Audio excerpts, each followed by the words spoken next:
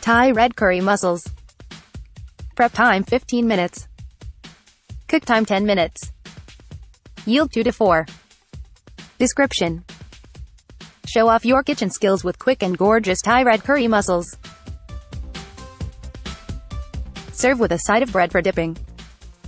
Ingredients: 2 tablespoons butter, 2 tomatoes, seeded and chopped, 1 tablespoon garlic, pressed or minced, 1/2 tablespoon ginger, grated, 1 can light coconut milk 14 ounces, 2 tablespoons Thai red curry paste, 1/4 cup fresh cilantro, chopped, 1.5 pounds.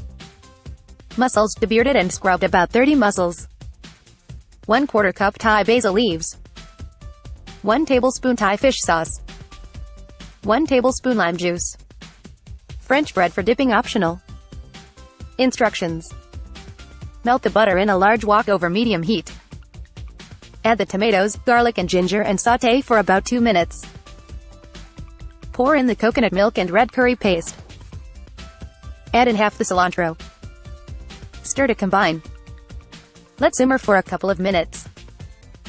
Add the mussels. Cover the wok and continue to cook until the mussels open.